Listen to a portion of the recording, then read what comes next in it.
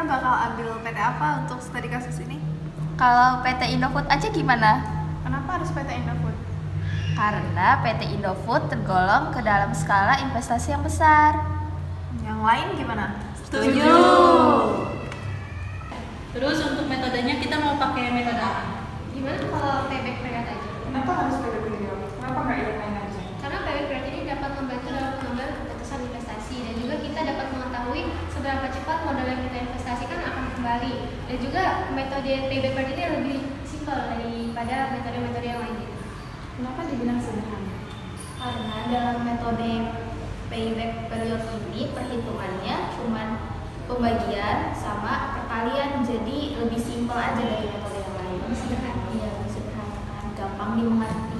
Terus standarisasi payback period itu apa? Jadi standarisasi payback period adalah aturan praktis yang digunakan untuk menentukan layak atau tidaknya suatu investasi. Standarisasi ini didasarkan pada perbandingan payback period dengan batas waktu yang telah ditetapkan. Jadi berdasarkan data yang kita ambil pada website tersebut, kita dapat mengetahui investasi awal pada PT Indofood sebesar 100.464.891.000 dan laba bersih pada tahun 2021 sebesar 11.203.585.000. Investasi awal dikurang dengan laba bersih, kita peroleh nilai investasinya sebesar 89.261.306.000 pada tahun 2021. Lalu sisa investasi pada tahun 2021 dikurang dengan laba bersih, sehingga kita peroleh 80.068.737.000. PP sama dengan N ditambah A per B dikali 1 tahun. Di sini kita pakai nilai tahunnya 2 tahun. Lalu nilai sisa investasi pada tahun 2022 dibagi dengan nilai laba bersih pada tahun 2023 dan dikali dengan 1 tahun. Maka kita peroleh dengan nilai 9,82 ditambah 2 tahun dan kita mendapatkan hasil sebesar 11,82. Sekian dari kami. Wassalamualaikum warahmatullahi wabarakatuh.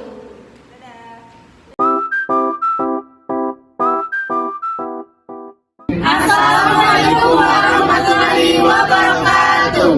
Kami dari kelompok 3 akan membahas tentang metode penilaian investasi, yaitu Profitability Index. Halo teman-teman, apakah kalian tidak ingin tahu apa sih Profitability Index itu? Jika kalian ingin tahu, mari sama-sama kita cari tahu. Profitability Index atau yang biasa disebut juga dengan PI merupakan alat analisis keuangan yang digunakan untuk mengevaluasi daya tarik suatu proyek investasi.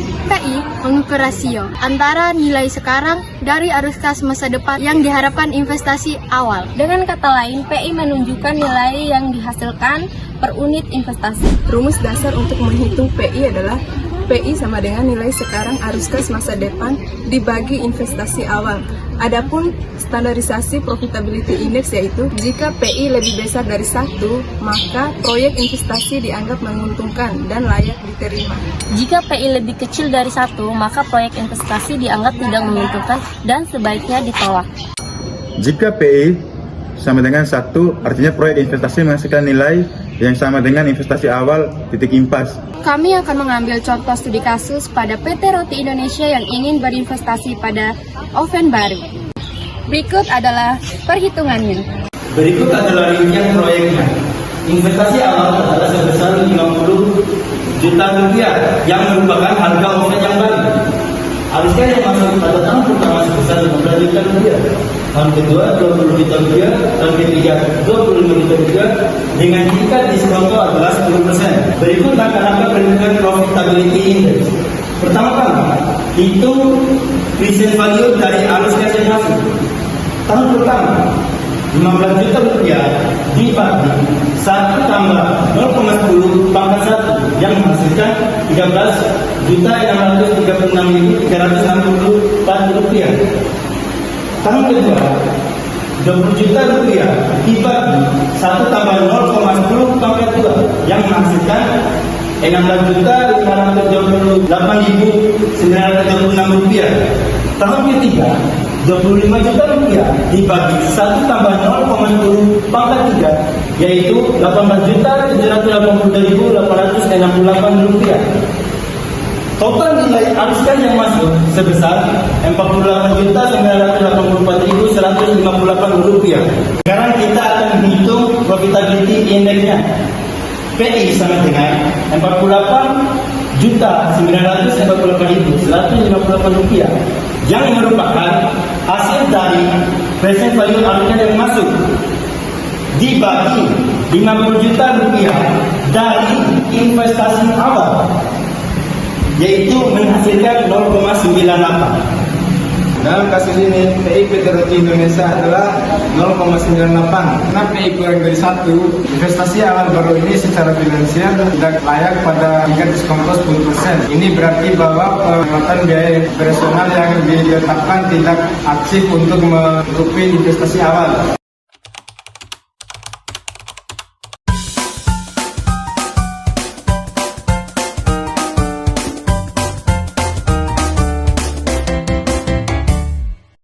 Assalamualaikum warahmatullahi wabarakatuh. Perkenalkan, kami dari kelompok 5. Perkenalkan, nama saya Hidayatul Safidah bersama tim. Saya Indriati, saya Nani Sumiani, saya Karisma Binaya Putri, saya Nurul Fadlia Sisi, saya Fitriani, saya Nurila, saya Rebetul Aulia. Baik, langsung saja kami akan masuki pembahasan materi. Kami akan membahas metode hasil pengembalian atas harta atau accounting right of asset.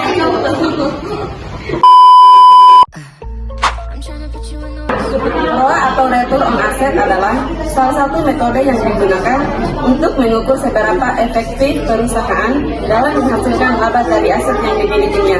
Metode ini juga sering digunakan dalam analisis kinerja keuangan suatu perusahaan untuk menilai efisiensi penggunaan aset yang dimiliki dalam menghasilkan keuntungan. Rumus dari ROA atau Return on Asset adalah ROA sama dengan laba bersih dibagi total aset. Jadi, studi kasus yang kita ambil yaitu PT Indofood dan penggunaan metode accounting right of return. PT Indofood merupakan salah satu perusahaan pangan terbesar dan paling berpengaruh di Indonesia. Dari segi strategis bisnis, Indofood berhasil menjaga eksistensinya dengan memperluas varian produk, Meningkatkan efisiensi dan menjaga loyalitas konsumen di tengah persaingan yang ketat. Ini pun juga dapat mengembangkan distribusi dan ekspansi pasar global. Menurut laporan keuangan PT Indofood pada akhir tahun 2023, PT Indofood mendapat laba bersih sebesar 5 miliar dengan total aset 30 miliar. Berikut rumus standarisasi untuk menghitung ROA, Return on Asset. Berikut rumus ROA tersebut. ROA sama dengan laba bersih dibagi total aset tetap dikali 100%. Diketahui laba bersih 5 miliar, total aset 30 miliar. ROA sama dengan 5 miliar dibagi 30 miliar dikali 100%. 5 miliar dibagi 30 miliar sama dengan 0,16,67 dikali 100. 0,16,67 dikali 100% sama dengan 16,67%. Jadi, laba yang didapatkan oleh PT Indofood sebesar 16,67%. Di kesimpulan dari metode Return on Asset merupakan indikator penting untuk mengukur seberapa efektif perusahaan dalam memanfaatkan seluruh aset yang dimilikinya untuk menghasilkan laba. Semakin tinggi nilai ROA, semakin efisien manajemen perusahaan dalam mengelola aset untuk menciptakan keuangan. Melalui rumus ROA sama dengan laba bersih dibagi total aset, investor dan manajemen dapat menilai sejauh mana aset perusahaan mampu memberikan pengembalian. ROA yang tinggi akan memberikan perusahaan yang sehat, efisien, dan berpotensi memberikan imbal hasil yang baik bagi pemegang saham. Oleh karena itu, ROA menjadi salah satu alat analisis utama dalam mengevaluasi kinerja keuangan perusahaan, Membantu dalam pengembalian keputusan investasi serta menjadi tolak ukur efektivitas manajemen aset perusahaan. Sekian metode yang kami bahas. Tidak kurangnya kami mohon maaf. Wassalamualaikum warahmatullahi wabarakatuh. A few moments later.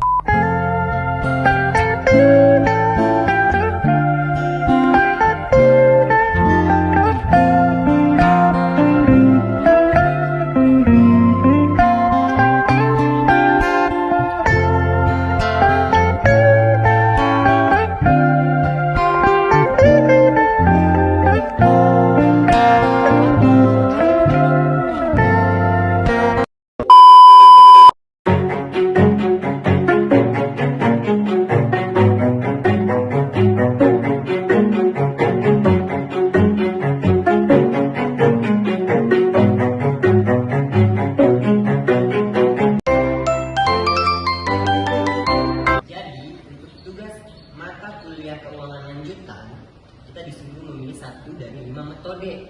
Yang pertama ada payback periode, yang kedua ada MVP, yang ketiga ada PI, yang keempat ada IRR, dan yang kelima ada accounting rate of return. Jadi untuk kelompok kita sebagai kelompok 7 mau sepakat ambil metode yang mana? IRR. Oke, setuju IRR? Setuju. Pengertian IRR. IRR atau Internal Rate of Return adalah tingkat pengembalian investasi yang membuat nilai sekarang bersih atau NPV dari arus kas proyek sama dengan 0. Dalam kata lain, IRR adalah tingkat diskonto yang menyebabkan total arus kas masuk dari investasi sama dengan total arus kas keluar. NPV sama dengan sigma CT per dalam kurung 1 tambah IRR kuadrat T dikurang CO sama dengan 0, di mana NPV sama dengan Net Present Value atau nilai sekarang bersih. CT sama dengan arus kas bersih pada tahun ke T. T sama dengan tahun atau periode tertentu. CO sama dengan investasi awal. IRR adalah Internal Rate of Return. Untuk menghitung IRR, biasanya digunakan pendekatan iteratif seperti metode interpolasi linear atau dengan bantuan software seperti Excel menggunakan fungsi. Standarisasi IRR mengacu pada penggunaan IRR dalam berbagai kondisi atau proyek dengan metode yang sesama sehingga dapat dibandingkan secara adil. Beberapa aspek juga yang sering distandarisasikan dalam penghitungan IRR meliputi 1. Metode perhitungan, 2. Periode analisis, 3. Asumsi arus kas, dan yang terakhir suku bunga diskonto. Studi kasus perhitungan metode Internal Rate of Return atau IRR.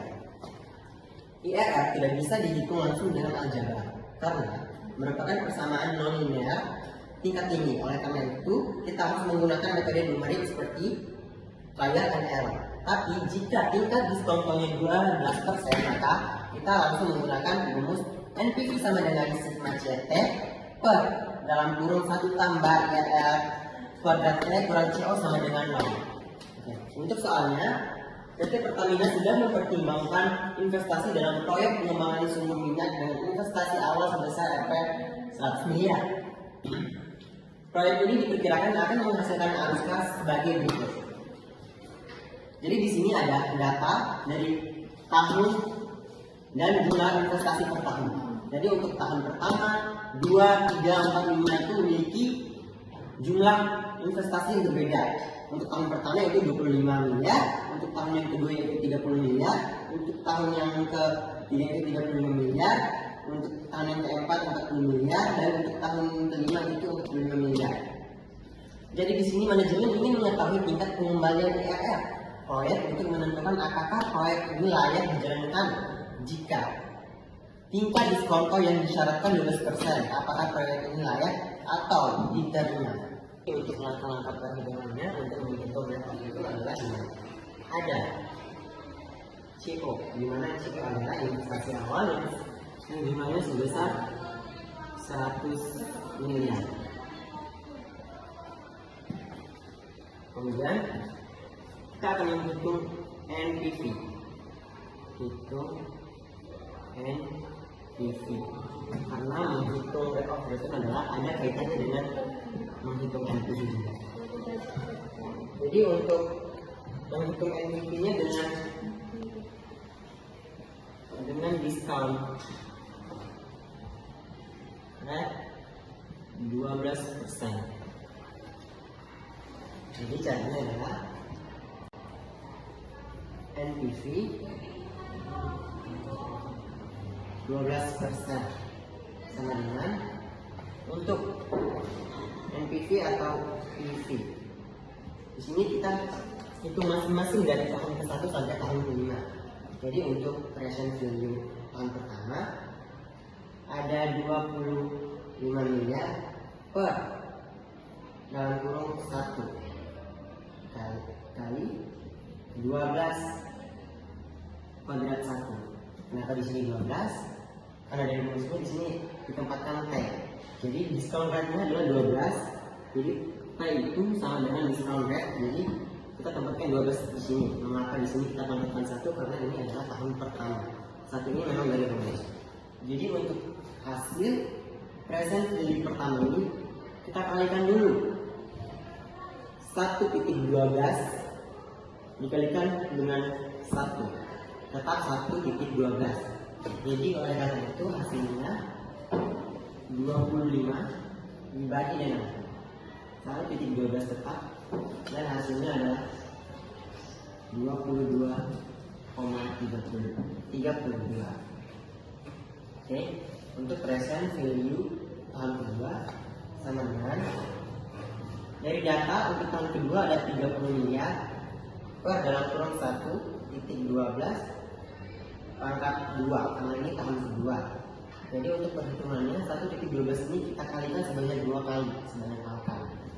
Jadi setelah mendapatkan hasil kita akan bagi dia dengan 30. Jadi hasilnya adalah 23,91. Untuk present value tahun ketiga kita dapat data 35 miliar per dalam kurung 1,12 pangkat 3, karena ini ditambah 3. Jadi 1,12 ini kita kalikan sebanyak 3 kali berdasarkan pangkat, kemudian kita bagi dengan 35 yang menghasilkan 24,91. Dan selanjutnya present value keempat, dimana di data dia ada 40 miliar per dalam kurung 1,12 pangkat 4, karena ini tahun keempat. Jadi 1,12 ini kita kalikan sebanyak 4 kali, kemudian dibagi dengan 40 sehingga mendapatkan hasil 25,42. Untuk present value tahun kelima kita mendapatkan data sebesar 45 miliar per dalam kurung 1,12. Jadi dipangkatkan 5 karena ini udah tahun kelima. Jadi 1,12 ini kita kalikan sebanyak 5 kali, kemudian kita berikan dengan 45 sehingga mendapatkan hasil 25,53. Jadi untuk total PV atau NPV yang kita cari tadi, kita gunakan semuanya dari tahun pertama. Kita dapatkan data 22,32. Tahun kedua kita dapatkan 23,91. Tahun ketiga kita dapat 24,91. Tahun keempat kita dapat 25,42, dan tahun kelima kita dapat 25,53. Dari hasil ini kita akan menjumlahkan, mendapatkan total PV atau NPV. Kita harus mengetahui dulu hasil dari PV tahun pertama, kedua, ketiga, keempat, sampai tahun kelima. Jadi ini hasilnya 22 ditambah 3,91 ditambah 24,91 ditambah 25,42 ditambah 25,53. Jadi untuk hasilnya sama dengan 1.222,9 miliar. Jadi NPV sama dengan 122,9 dikurangi dengan CO atau investasi awal senilai 100 miliar, sehingga mendapatkan hasil sama dengan 22,09%. Jadi hasil NPV yang kita dapatkan dari penjumlahan present value pertama sampai kelima itu adalah 122,09 dikurangi dengan CO atau investasi awal sebesar 100 miliar, sehingga kita mendapatkan hasil 22,9%. Jadi untuk mengetahui apakah proyek tersebut bisa dilanjutkan atau tidak, jawabannya ya, bisa dilanjutkan. Kenapa demikian? Karena dari awal soal tingkat diskonto yang diberikan sebesar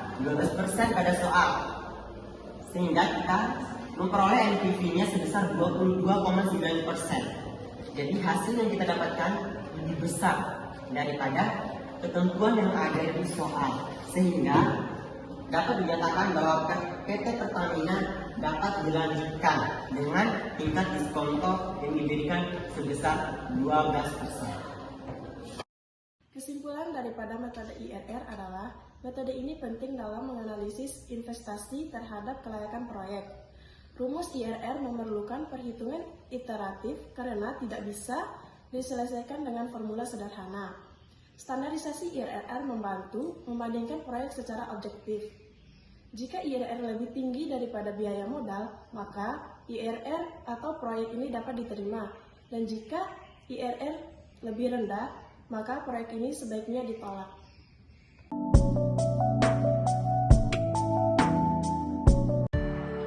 Assalamualaikum warahmatullahi wabarakatuh. Kami dari kolaborasi kelompok 6 dan 9 ingin mempresentasikan hasil diskusi kami tentang metode NPV. Selamat menonton. Jadi ada dua pilihan yang kita sepakat untuk kita ambil metode yang kayak period sama NPV. Nah, kalian tadi katanya kan kalau untuk metode PPP itu gimana? Nah, kalau untuk metode PPP itu kan itu menurut saya itu ya. Pengertian dari NPV. NPV adalah metode analisis keuangan yang digunakan untuk menilai kelayakan suatu proyek atau investasi dengan menghitung selisih antara nilai sekarang present value, arus kas masuk, dan arus kas keluar selama periode waktu tertentu. NPV mengakomodasi konsep time value of money, nilai waktu uang, sehingga memberikan gambaran lebih akurat tentang profitabilitas investasi. Adapun rumus NPV yang dapat digunakan sebagai berikut. NPV sama dengan sigma pangkat N, T sama dengan 0, CFT per dalam kurung 1 ditambah R pangkat T dikurang CO.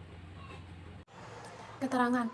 CF atau cash flow, T adalah arus kas pada periode T, R adalah tingkat diskonto atau cost of capital, CN0 adalah investasi awal atau modal awal arus kas keluar pada periode 0, N adalah jumlah periode. Standarisasi keputusan NPV. Yang pertama, NPV lebih dari 0 sama dengan proyek layak diterima atau menambah nilai perusahaan. Yang kedua, NPV sama dengan 0 sama dengan proyek impas tidak menambah atau mengurangi nilai. Yang ketiga, NPV kurang dari 0 sama dengan proyek tidak layak atau merusak nilai.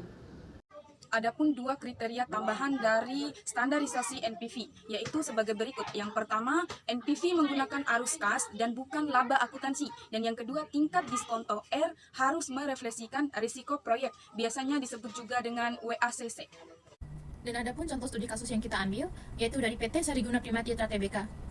PT Sariguna Prima Tirta Tbk sedang mempertimbangkan proyek baru dengan rinciannya, yaitu investasi awal sebesar 50 miliar rupiah, arus kas masuk tahunan, tahun pertama yang sebesar 15 miliar rupiah, tahun kedua 20 miliar rupiah, tahun ketiga 25 miliar rupiah, dan tahun keempat 30 miliar rupiah.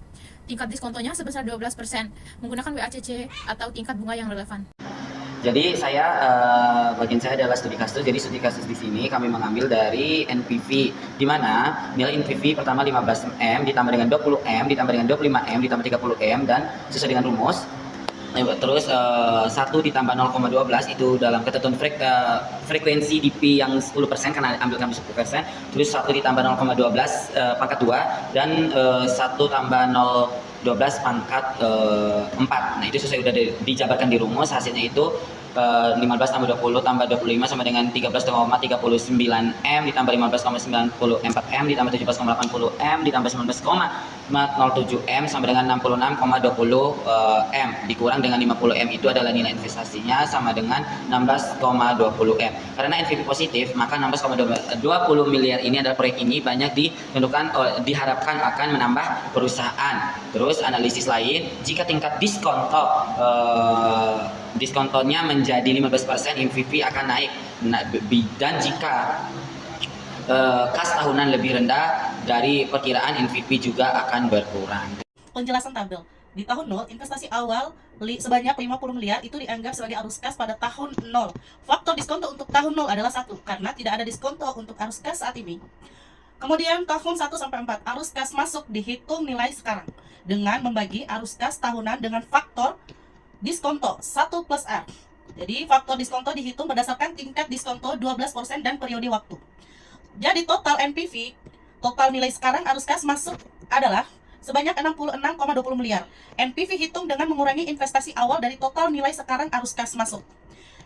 NPV sama dengan 66,20 miliar dikurangi 50 miliar sama dengan 16,20 miliar. Jadi keputusannya karena NPV itu positif dengan nilai 16,20 miliar, proyek ini layak diterima karena diharapkan akan menambah nilai perusahaan. Selanjutnya ada beberapa referensi. Yang pertama, laporan keuangan PT Sariguna Primatita Tbk tahun terbaru untuk data arus kas dan investasi. Yang kedua, Brigham, E.F. The Houston, J.F. 2021 Fundamental of Financial Management 15 tahun Essential Learning. Yang ketiga, Ross, S.A, Waterfree, R.W, dan Jeffy, J. 2022 Corporate Finance 12 tahun McGraw Hill Education. Sekian dari penjelasan hasil diskusi kami. Lebih dan kurangnya kami mohon maaf. Wabillahi taufiq walhidayah. Wassalamualaikum warahmatullahi wabarakatuh. Bye.